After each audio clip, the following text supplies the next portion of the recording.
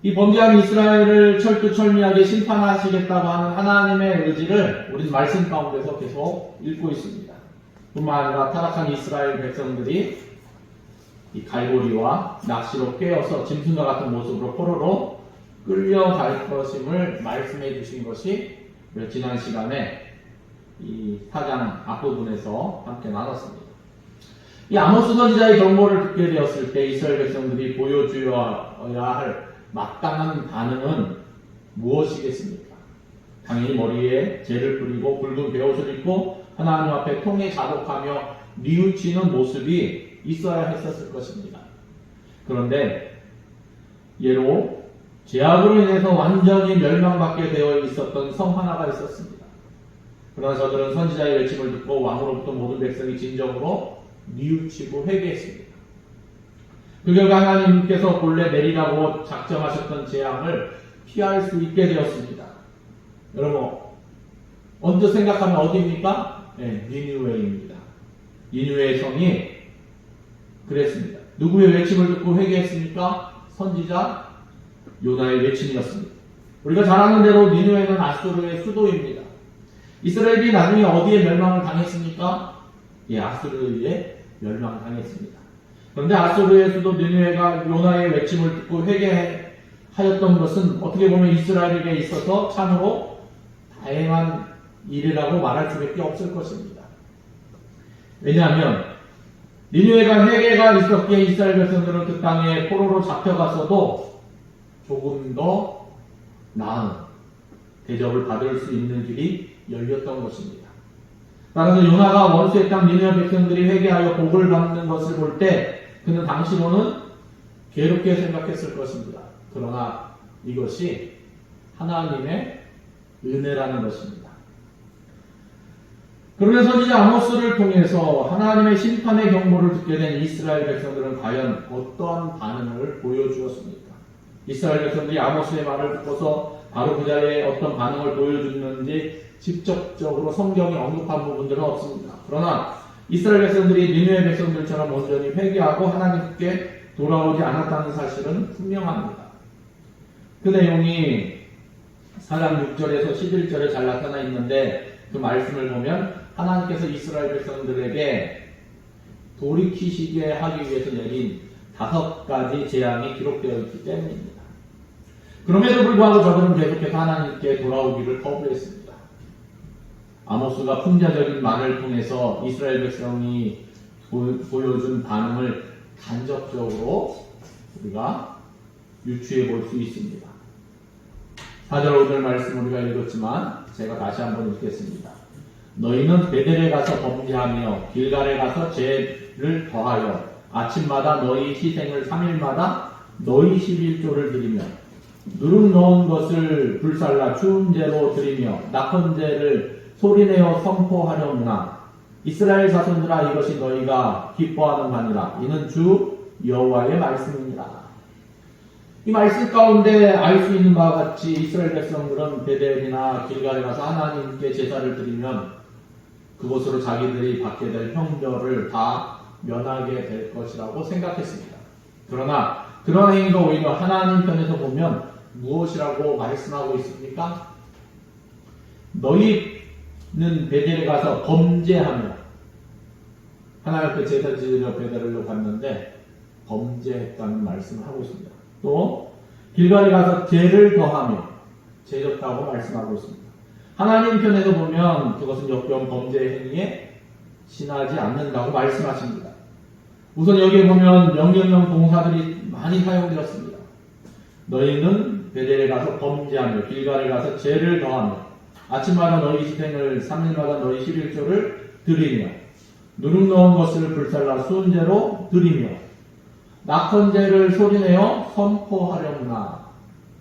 그러니까 범죄하며 죄를 더하며 드리며 또 드리며 선포하려무나. 실제로 아모스가 이스라엘 백성들이 그렇게 하기를 원해서 그와 같이 명하고 있는 것입니까?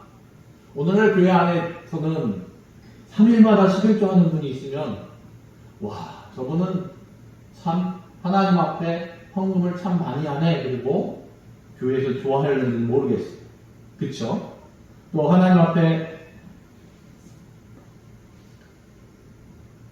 아침마다 너희 시대. 그러니까 아침마다 또 헌금하는 분이 있으면 저분은 참 똑똑하다 하고 좋아할지는 모르겠습니다. 그런데 그게 아니라는 것이죠. 네. 이 표현한 모습만 보면 하나님 앞에 헌금을 드리면서 제사를 드리는 그러한 모습들을 오늘날 교회에서는 저분은 참 믿음이 좋다 뭐 이렇게 표현할 수도 있을 그러한 행동들을 적어놓고 있습니다. 그런데 오히려 범죄하며 죄를 더하며 말씀하고 있습니다. 그렇다면 왜 그와 같은 명령을 아모스가 사용했습니까? 그것은 비꼬는 것입니다. 이런 것을 풍자라고 합니다. 예로 어린아이가 까불면 우리가 무엇이라고 합니까? 그래 잘한다 이렇게 표현하면은 진짜 잘해서 그렇습니까? 네, 실제적으로 잘하는 것이 아니라 실제로 그렇게 하라는 뜻은 결코 아닙니다. 어떻게 보면 조금 풍자적으로 비꼬는 것입니다. 꼴보기 싫다는 것입니다. 마찬가지로 이스라엘 백성들이 그렇게 하는 것을 하나님이 꼴보기 싫어하신다는 것을 표현한 것입니다. 여기 나오는 베델이라 하는 것은 창세기에 보면 아브라함이 제단을 쌓고 여호와의 이름을 불렀다. 성경은 증거합니다.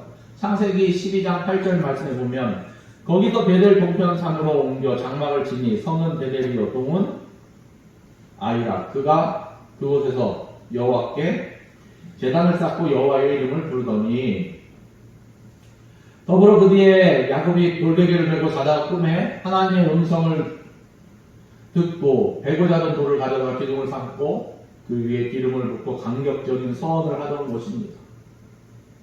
그런데 이와 같이 이스라엘의 종교적 요충지인 베델의 북방 이스라엘 처음 왕이었던 여로보암이 무엇을 설치했습니까?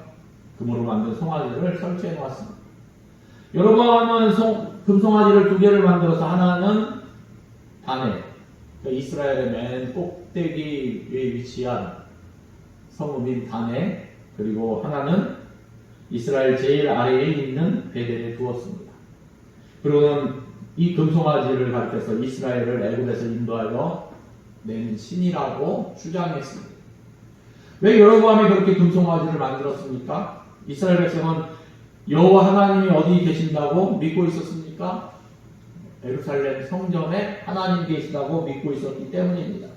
따라서 저들은 절기마다 예루살렘 성전에 내려가서 하나님을 섬기도록 되어 있었습니다. 여로보암 입장에서는 이스라엘 백성들의 마음이 남방 유다 왕국의 이 예루살렘으로 쏠리는 것을 방지하고 북방 이스라엘만 충성하도록 만들기 위해서 두 개의 금송아지를 제조한 것입니다. 이때부터 베델은 북방 이스라엘의 우상숭배의 중심지가 되었습니다. 그러므로 아모스는 이스라엘 백성들을 질책합니다. 너희가 베델에 가서 제사 드린다고 하나님이 기뻐하실 줄 아느냐? 그렇지 않다는 것입니다. 그것은 하나님이 기뻐하시는 행위가 아닙니다. 이 베델이 이스라엘 백성들에게는 참 유서가 깊고 의미가 있는 그러한 도시 아닙니까? 아브라함이나 이삭이나 야곱을 통해서 분명하게 의미가 있고 하나님을 만났던 곳이고 하나님 앞에 예배드렸던 곳입니다. 오히려 하나님 앞에 더욱 범죄하는 행위가 된다는 것을 여기서 이스라엘 백성들이 그러한 모습을 통해서 증거하고 있습니다. 그런데 4절에 베델뿐만 아니라 또 하나의 지명이 등장합니다. 어디입니까? 길갈입니다.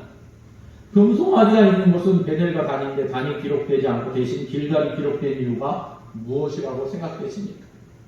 금송아지가 있는 베델만 하나님께서 가지니 여기시는 것이 아니라는 것입니다. 금송아지가 없는 다른 곳도 마찬가지라는 것입니다. 너희는 베델에 가서 범죄하며 길갈에 가서 죄를 더하며, 다시 말해서 금송아지가 있는 베델과 금송아지가 없는 길갈 두 곳을 대표적으로 언급함으로써 이스라엘에 있는 그 어느 곳에 가서 제사를 드리더라도 마찬가지 결과가 난다는 것을 증거하고 있는 것입니다. 여기에 나오는 길갈은 여리고 근처입니다. 여호수아가 요단강을 건너서 그곳에 가져온 12개의 돌을 세운 곳이 바로 이 길갈입니다. 여호수아서 4장 19절에 보면 첫째 달 10일에 백성이 요단에 올라와 여리고 동쪽 경계 길갈에 진침해 여호수아가 요단에서 가져온 그 열불도를 길갈에 세우고, 그리고 5장 1절에서 10절에 보면 여호수아가 바로 이 길갈에서 이스라엘 백성들에게 할례를 행합니다. 출애굽한 이스라엘 백성들은 그들의 불신앙으로 인해 광야에서 40년 동안 방황하는 가운데 장년들은, 그 당시 장년들, 그러니까 20세 이상의, 출애굽 당시 20세 이상의 성인들은 남김없이 죽고 말았습니다. 단지 새로운 세대만이 가나안에 입성할 수 있었습니다. 그래서 이들은 광야에서 할례를 받지 못했기 때문에 가나안의 여러 성읍을 점령하기에 앞서 할례 의식을 이 길갈에서 행했던 것입니다. 사실 적들 바로 앞에서 할례를 행한다는 것은 대단한 모험이 있습니다. 왜 그렇습니까? 할례를 행하면 꼼짝마 움직이지 못하는 상태에 처해지기 때문입니다. 그러나 이스라엘 백성들은 여호수아의 순종에서 모두 다 길갈에서 할례를 받았습니다. 오직 하나님만을 의지하겠다는 믿음의 표현이었습니다. 이때만 해도 마음가짐의 이스라엘 백성들이 어땠습니까? 뜨겁고 하나님의 역사하심도 보았고 체험적인 신앙도 가졌습니다. 그리고 진실한 마음의 중심을 하나님 앞에 드릴 줄도 알았습니다. 하여간 이 길갈은 이스라엘이 가나안을 점령하기 위해서 진을 짓고 있던 본부였습니다. 뒤에는 이스라엘 처음 왕인 사울왕이 기름 부음을 받아 왕으로 세움받은 장소이기도 합니다. 이처럼 길갈도 이스라엘 백성들에게 여러 가지 의미가 있는 바로 그 장소입니다. 그러나 아무리 길갈이 가지고 있는 의미가 많다 할지라도 이스라엘 백성들이 그곳에서 드리는 제사는 하나님이 기뻐 연락하지 않는다고 말씀하고 있는 것입니다. 오히려 하나님 앞에서 범죄 행위로 취급되었습니다. 아모스와 동시대 선지자였던 호세아도 길갈에서의 범죄 행위를 기록해주고 있습니다. 호세아 4장 15절을 보면 이스라엘아 너는 음행하여도 유다는 죄를 범하지 못하게 할 것이라. 너희는 길갈로 가지 말며 베단민으로 올라가지 말며 여호와의 사심을 두고 맹세하지 말지어다. 또 호세아 9장 15절에도 그들의 모든 악이 길갈에 있으므로 이렇게 표현하고 있습니다. 그러면 이스라엘 백성들이 베델에서 길갈에서 행한 범죄 행위가 구체적으로 무엇입니까? 그들의 죄가 예루살렘에 가지 않고 베델과 길갈로 간 것이겠습니까? 그렇지 않으면 이스라엘 백성이 베델에서 금송아지를 섬겼기 때문입니까?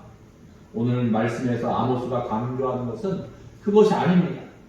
아모스가 이스라엘 백성들에게 질책하고 있는 것은 무엇입니까? 이스라엘 백성이 하나님께서 기뻐하시는 공의를 실현하지 아니하고 그저 하나님의 진노를 가리기 위해서 제물로 대신하려고 했다는 점입니다. 하나님의 말씀은 지키지 아니하고 뭐예요? 네. 그냥 명목적인 예배만 드렸다는 것입니다. 하나님의 말씀과 그의 뜻에 순종하지 않고 아무리 하나님께 제물을 드린다고 해서 그것이 어떤 소용이 있겠습니까? 전에 사울왕이 아말렉과 싸울 때 하나님이 사무엘을 통해서 무엇이라고 지시하셨습니까? 아말렉을 다 진멸하라 말씀하셨는데 사울왕은 하나님 뜻에 순종하지 않았습니다. 아말렉 왕 아각을 끌어왔습니다. 어떻게 보면 자기 공명심에서 그렇게 했는지도 모르겠습니다. 또 양과 소 가운데 좋은 것들을 남기고 나쁜 것들만 다 죽였습니다. 사무엘이 그것을 보고 질책하니까 무엇이라고 변명했습니까? 하나님께 제사 드리려고 그렇게 했다고 했습니다. 그때 사무엘이 우리가 잘 아는 유명한 말씀을 남깁니다. 사무엘상 15장 22절인데 여호와께서 범죄와 다른 제사를 그의 목소리를 청종하는 것을 좋아하신 같이 좋아하시나이까. 순종이 제사보다 낫고 듣는 것이 수양의 기름보다 나으니 이와 같이 하나님께서 기뻐하시는 것은 하나님 뜻에 순종하시는 것이지 제사를 드리는 그 자체가 아니라는 사실을 성경은 우리에게 분명히 증거해주고 있습니다. 예수님도 같은 말씀을 하셨습니다.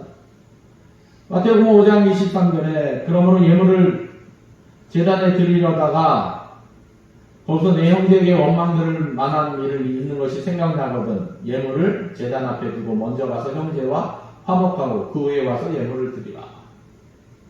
제단 앞에서 하나님과의 수직적 관계를 바로 맺기 위해서는 먼저 이웃과의 이 수평적 관계를 검토해서 그것을 바로 하라는 말씀입니다. 사람에 대한 원망을 품은 채 드리는 제물이 하나님께 바르게 용납되지 않는다는 것입니다. 오늘 우리도 이웃과 불편한 관계가 있다면 우리의 마음이 그에게로 가서 그를 용서해주며 그를 위해서 기도할 수 있는 마음이 되어야 할 것입니다. 그래야 할 때 우리와 하나님의 이 수직적 관계도 바로 맺을 수 있고 우리가 기도를 해서 하나님께 온전히 상달되며 우리 마음에도 진정한 평강이 흐르게 되는 것입니다. 하여간 이스라엘 백성들의 잘못은 하나님의 뜻을 완전히 저버리고 자기들 나름대로 하나님 앞에 제물을 드리면 모든 진노가 다 풀릴 것이라고 생각했던 것입니다. 이 귀신을 섬기는 사람들이 어떻습니까? 이 복채를 내면은 재앙을 면할 수 있지 않을까 생각하는 것과 마찬가지 생각을 했던 것입니다. 어떻게 보면 이스라엘은 하나님을 귀신 취급한 것이죠. 오늘날로 기준으로 보면. 이스라엘 백성이 가진 이 잘못된 사고를 아모스는 도저히 참을 수가 없었습니다. 그래서 아모스는 다음과 같이 통탄합니다. 너희는 베델에 가서 범죄하며 길갈에 가서 죄를 더하며 아침마다 너희 희생을 3일마다 너희 11조를 드리며 구약시대에는 각 가정마다 희생을 1년에 한 번씩 드리도록 되어 있습니다. 근데 지금 여기서 1년에 한 번이 아니라 아침마다 드린다고 하고 있습니다. 또 구약성경에 보면 가난한 사람들을 돕기 위해서 11조를 드리는 해가 몇 년마다 한 번씩 들어옵니까? 신명기 26장 12절에 보면 셋째 해 곧 11조를 드리는 해에 내 모든 소산의 11조 내기를 마친 후에 그것을 레위인과 객과 고아와 가보에게 줘 내 성읍 안에서 먹어 배부르게 하라. 3년마다 한 번씩. 그런데 여기서 아모스는 3년이 아니라 3일마다 11조를 드린다고 했습니다. 어떻게 보면 표면적으로 보면 참 대단하다 이렇게 보이기도 합니다. 그런데 겉으로 보아서 그들의 열심은 대단한 것 같습니다. 그러나 하나님께서 그 열심을 기뻐하신다는 것입니까? 그들의 11조를 기뻐하지 아니하셨습니다.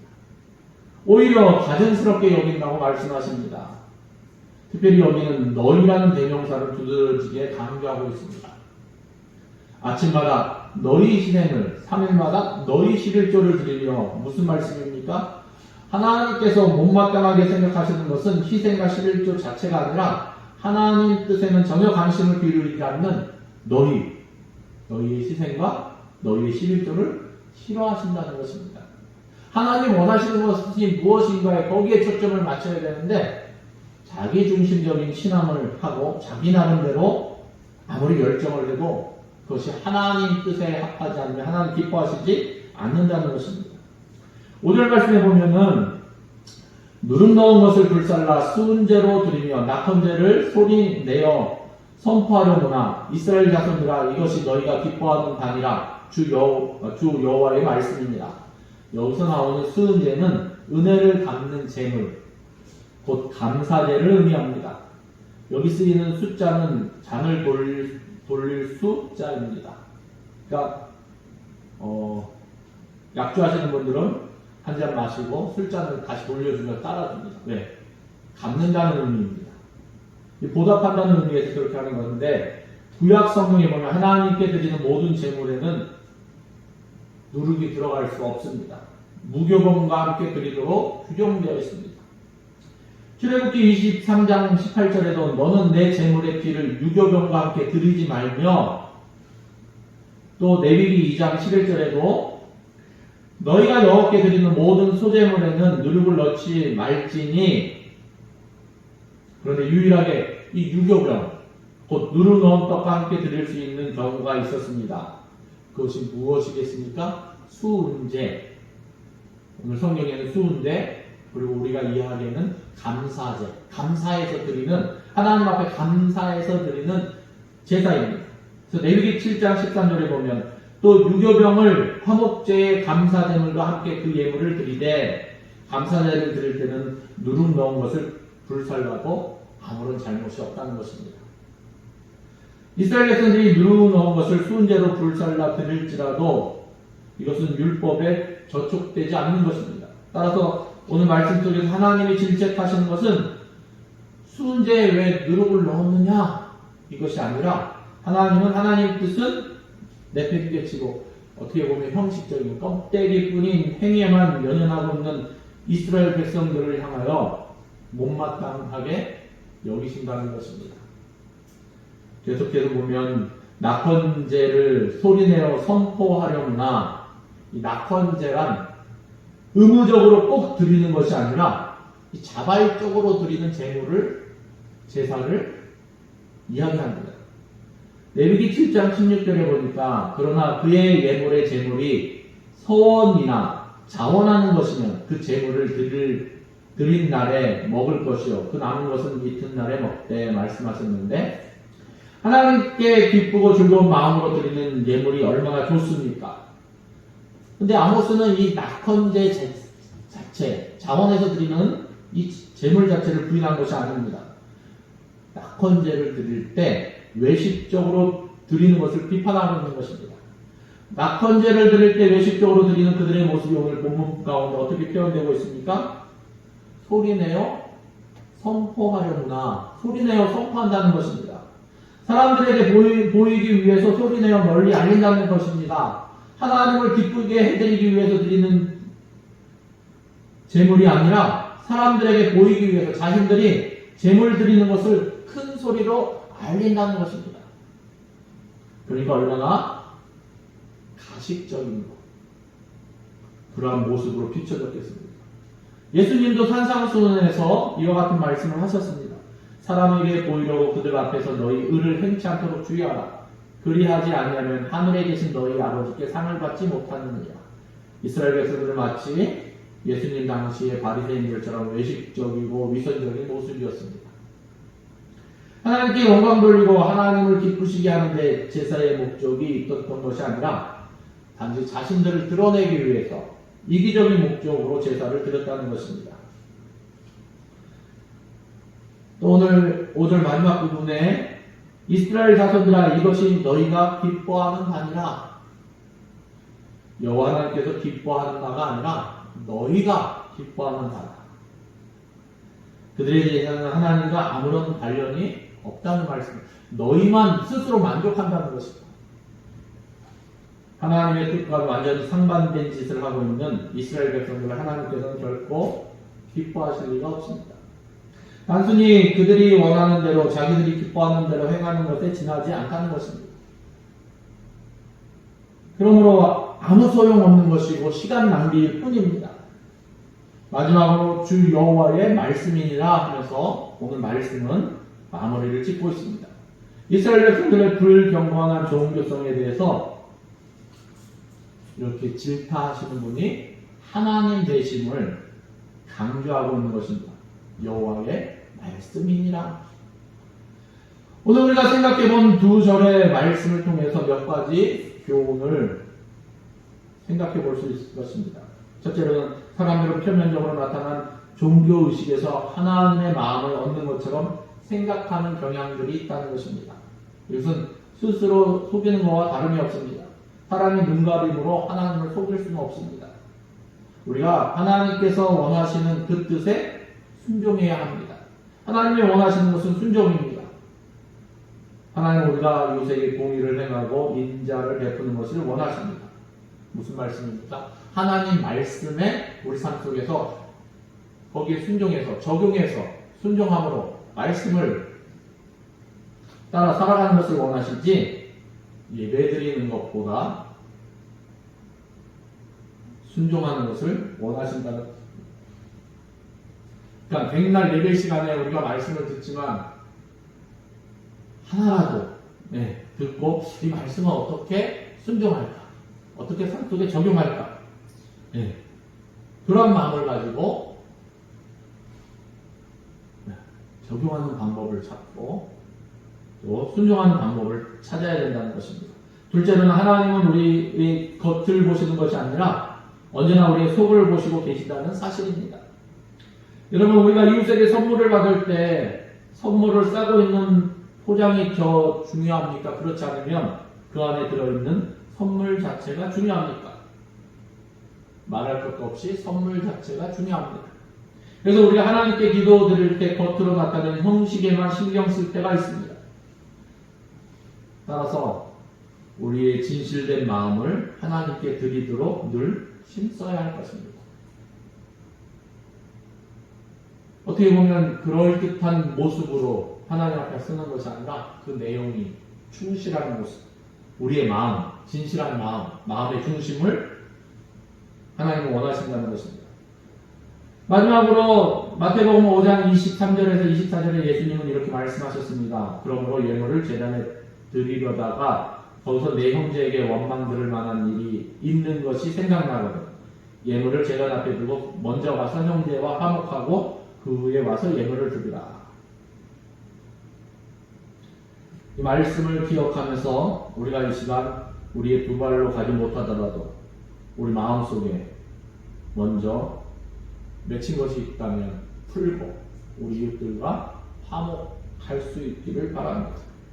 그러면 우리가 하나님과의 관계도 바르게 세워가기를 예수님의 이름으로 축원합니다.